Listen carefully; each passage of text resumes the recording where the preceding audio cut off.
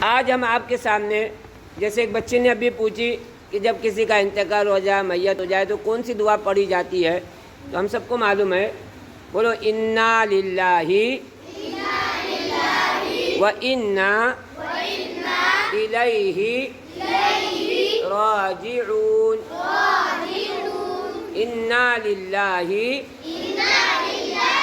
و انا الیہ راجعون۔ یہ کون سی؟ دیکھیے، اب میت کے تعلق سے جو ہے 4 قسم کی میت ہے۔ کتنے قسم کی؟ ان چاروں کے متعلق احکام بھی 4 قسم کے ہیں۔ سن رہے ہو تم لوگ؟ فاطمہ نہیں سن رہی۔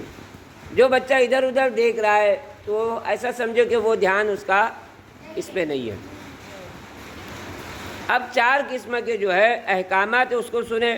سقط کہتے ہیں بچہ مکمل بننے سے پہلے حمل گر جائے۔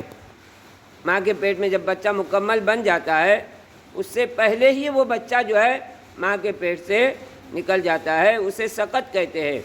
اسے نہ غسل دیا جائے گا، نہ کفن دیا جائے گا، نہ اس پر نماز پڑھی جائے گی۔ اے بی بی سن رہی؟ کیا نام اس کا؟ شریفہ، تم کو آواز آتی ہے؟ ہم نے کیا بولے؟ کیا کرنا ہے جب بات ہو رہی ہے تو غور سے سننا۔ میں نے کہا تھا اس پر ایک واقعہ تم کو سنایا تھا۔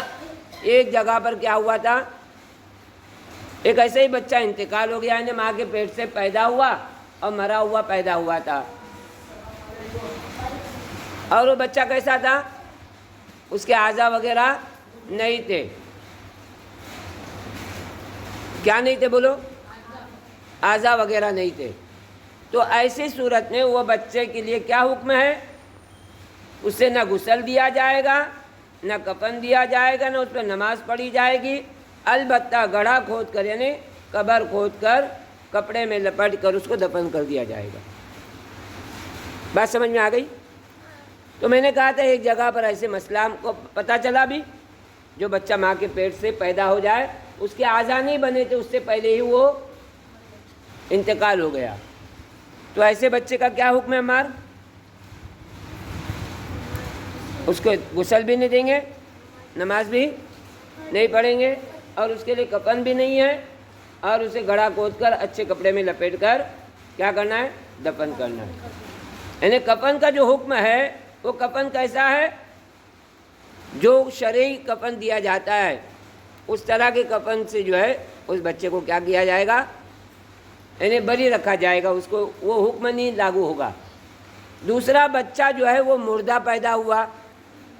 یہ بچہ مردہ کیسے پیدا ہوا؟ ماں کے پیٹ میں ہی اس کا انتقال ہو گیا تھا، تو یہ بچہ مکمل تھا۔ کیسا تھا؟ مکمل، اس کے اعضاء بن گئے تھے، اور ایسا بچہ کیا ہو گیا؟ پیدا ہونے، یعنی ماں کے پیٹ سے ہی کیا ہو گیا؟ وہ مرا ہوا انتقال ہوا، لیکن مکمل تھا، اس لیے اس کے اوپر کیا ہے؟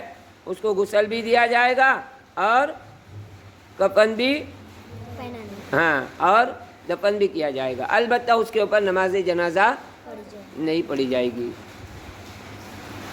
نماز جنازہ میت جب کیا ہو بولو؟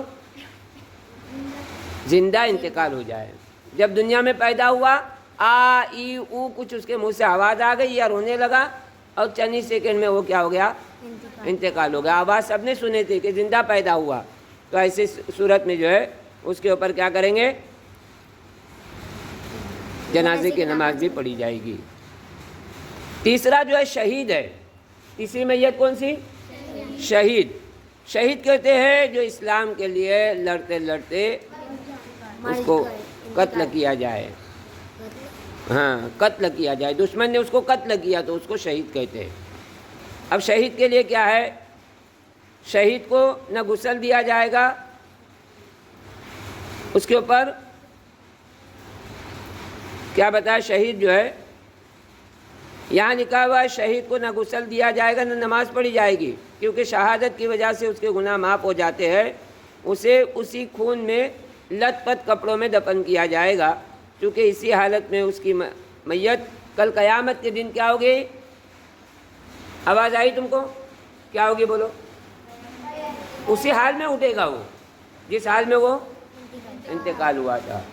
اور چوتھی جو ہے میت وہ اپنی موت مرنا ہے، اپنی موت مرنا کیا مطلب؟ عبد الباسط نہیں سن رہا ہے. جیسے ابھی ہمارے ماڑ میں انتقال ہو گئے، خود کی موت مرے وہ، ٹھیک ہے، تو ایسی صورت میں جو ہے انہیں کیا کریں گے؟ موت سے پہلے کلمہ طیبہ تلقین کریں گے. معلوم ہے موت کا وقت ان کا قریب ہے اور لوگ ان کو کلمہ پڑھا رہے، تو کلمہ پڑھانا جو ہے یہ کیا ہے؟ ان کا حق ہے، ان کو کلمہ پڑھائے تاکہ ان کی موت کلمے پر ہو جائے. یعنی تلقین کرے ان کو کلمہ. پڑھنے کے لیے نہیں کہو، پڑھنے نہیں کہنا ہے.